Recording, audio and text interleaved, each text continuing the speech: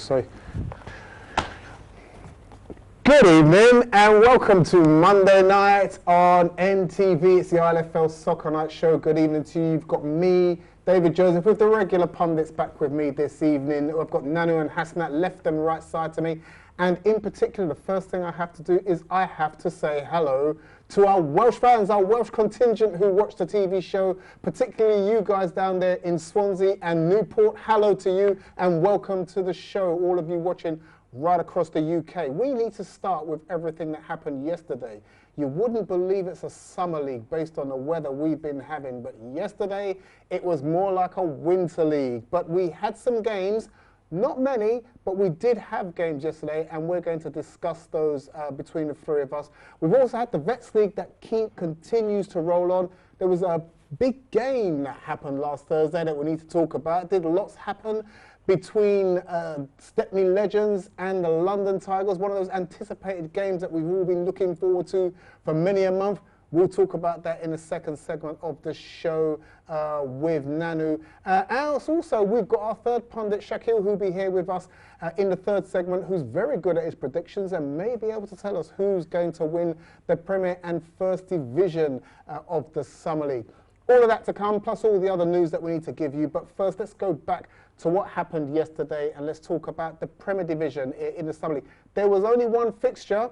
The weather played its part, other things happened, but only one fixture took place yesterday, and that was the one right here on your screen. No footage for you, but it was the game between Reach Out and Weavers, and although Weavers took an early lead, took one goal up, Reach Out hit back 3 goals and pretty much finished them off where they should be. That's what Reach Out did to Weavers, and that's what it does to the Premier Division. Not a lot has happened.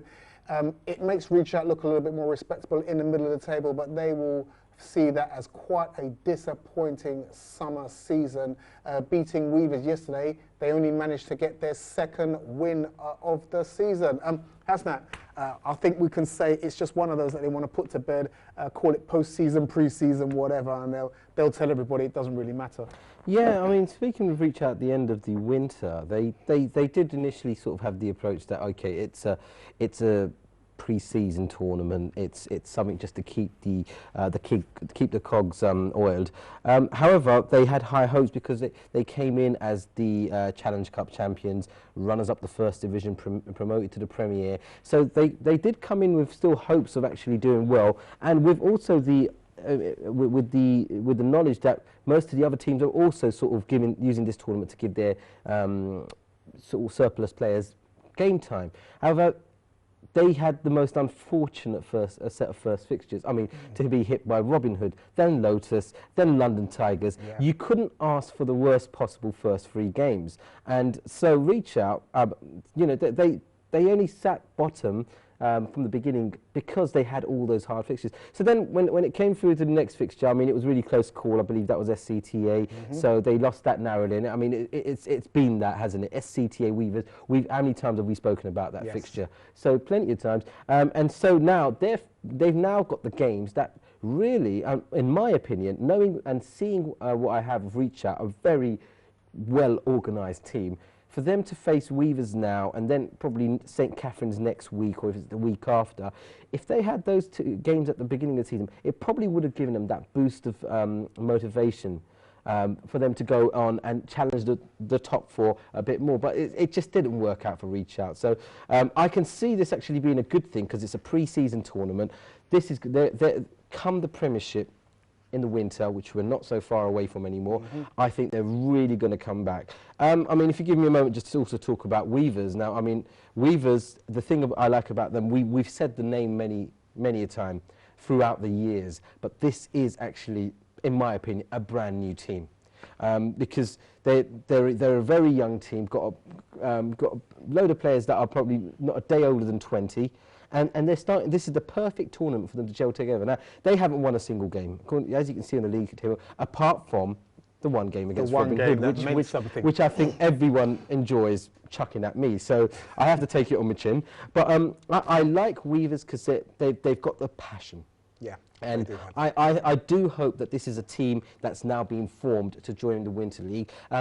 with joining the Winter League, obviously they're going to start from the second division, but I think they'll be a good team, and there's plenty of years to come in that team. And as long as they keep hold of those players, which we've seen in other teams like St Catherine's and Beaumont Youth, where they've lost their youth, if actually Weavers keep hold of them, over the years they will become a force. I don't think, I have to slightly disagree with you here. I know Weavers have made some changes.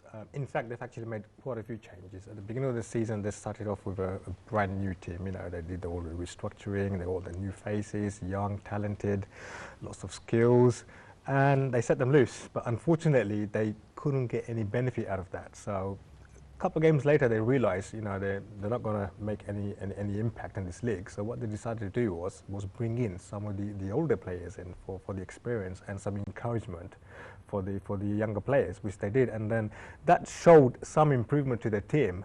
But the original plan, they didn't stick to it.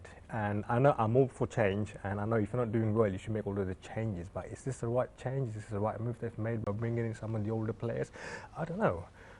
What do you think? Well, no, I mean, they took the lead against Reach Out. Right, that just shows the promise. They did indeed, yeah. They took the lead. They started well. The first 15 minutes was great. Yeah. So, and Reach Out, would have felt that this is a game they can have a clean sheet from. But no, Weavers did come out of the blocks. And I would give credit to the youngsters. Even though the elders are there to make sure everything is balanced, the youngsters are going out there and being creative, being innovative. This is what we want from our young footballers. Just wondering if they felt similarly to Reach Out, where they didn't envisage the Summer League being in the Premier Division to be that difficult. I don't think both of these teams actually anticipated how difficult it would be. And actually, not many people actually thought that, Robin Hood would be way up there, although, there's been some major improvements to the team. It's massive surprises here, So it just says that every season is different. You can't use the previous results and then the previous performances of teams to predict what's going to happen in the future. But, it's one of them things that you have to be well prepared. You always have to be prepared, always stay on the gun, make sure that you make the right changes at the right time to keep up with the other teams. But teams haven't made wholesale changes. I mean, this is my observation. Teams haven't made wholesale changes. You still see the team with the core. Well, I mean, I'll take London Tigers, for example. I mean, they're not performing as we expected them, to be honest. But their team hasn't been changed significantly. Actually, there has. They've made some, although they might seem quite small, they've been quite fundamental, especially up front. They've got two new strikers, and they wreaked havoc with Beaumont Youth. Absolutely. Beaumont Youth were like, every time, Tigers were attacking, they were panicking. And, it was difficult to watch these boys, up against those two lethal strikers, and they can finish, and they do play really good footballing. So they have made some changes, and these changes, like you would call it as marquee changes, one or two changes, but they're quite lethal. So I would disagree with you. They have made some changes. The Summer League has allowed most of the teams to evolve, though. I mean, if we look at the first division as well, now let's have a look at the first division results as they happened yesterday. We'll see here at the top that Arsenal beat Riverside by 5-1. Okay, London Gaza beat Interasia 7-1. Ace doing what they're doing, beating Redcoat comfortably by 3-0. I'm particularly impressed with Arsenal because they're a team that came into the league. We didn't know what to expect from them. They didn't know what to expect from us, respectively. Their first 2 or 3 games were a little bit hit and miss, but all of a sudden now it's like they found what they need to do within the division, within the league, and they really came out and took Riverside to pieces on Sunday. They did. I mean, unfortunately, not at the match, but I've read the match report, and Arsenal probably made this change of their squad because they came in with a very, I mean, no disrespect to that initial squad of players that they had, but I think it looked like it was a team there to give opportunities, and then sort of 2 games in, you've suddenly seen it's almost like a wholesale change, and they've brought in a very solid. Very, very solid unit. And I mean, even speaking very briefly with Steve at Arsenal, he was saying as well, he didn't expect the league to be run the way it is. And he was just expecting a very standard, self-run or very minimal team run, whereas obviously we've got a very good setup. And so as a result of that, not only with us raising the bar anyway in terms of organising this tournament, Arsenal have embraced that and raised the bar with their quality of players. They have. They and certainly have, Riverside, I mean, Riverside, a team that they built themselves well. A game like this, they would have expected to get a result, but Arsenal have actually just turned up, and with their facilities and with the opportunities that they have, they've come in here and they're here to make a statement. And I'm sure you're going to mention that now with the table. Actually, I actually quite like talking about Arsenal. Do you know why? Because they're actually probably one of the youngest team in both of the divisions. You know, I mean, they played really well. You could see that they're quite young and naive, especially in the early games where they were, you know, scoring 1 or 2 goals and then being a little bit relaxed and then losing the game. But I think they've done really well, and I think Arsene Wenger will be really proud if they finish at top 4. Do you know what? Let's have a look at the First Division tables as it stands now, with Arsenal, Ace and London Gaza are all winning.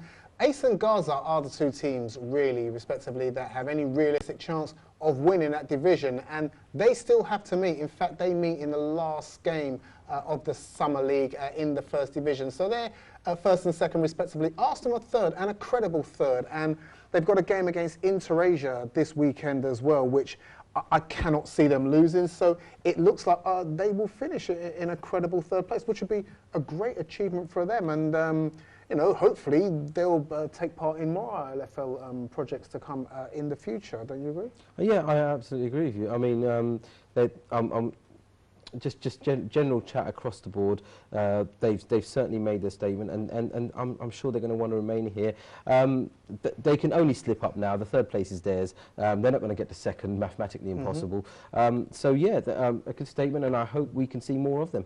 And I think I have to say, just to add on this First Division about London Gaza, they are really determined to win this title, honestly. And what they're doing is every week they're sending 1 or 2 players just to watch how Ace play, and they've been taking notes, and I've noticed that as well. So it's one of those teams that are really determined to win. But if you look at Ace have got a fantastic record. You know, 5 out of 5 wins, and they're scoring so many goals. You know, and it's one of those teams that, you know, they're not exactly making headlines with the community, but they're getting all those results. You know, they're scoring goals every week. You know, and last week they scored 3 goals. And the way they play is really calm, and one of the most composed team, which doesn't make them look lethal, but they are lethal.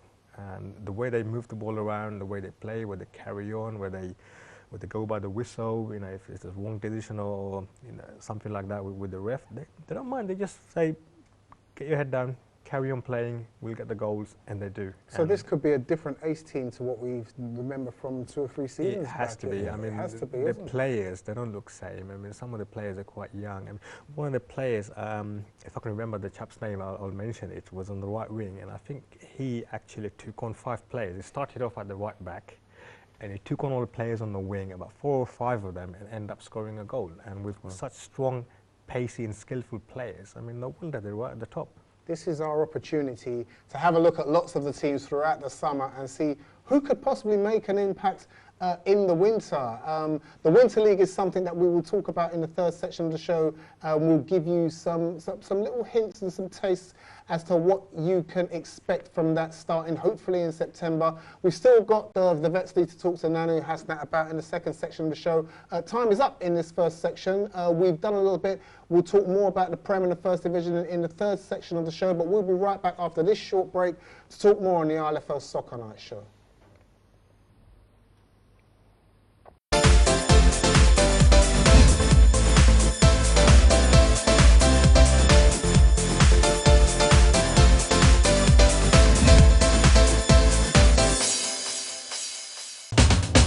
আপনারা দেখছেন ILFL Soccer Night।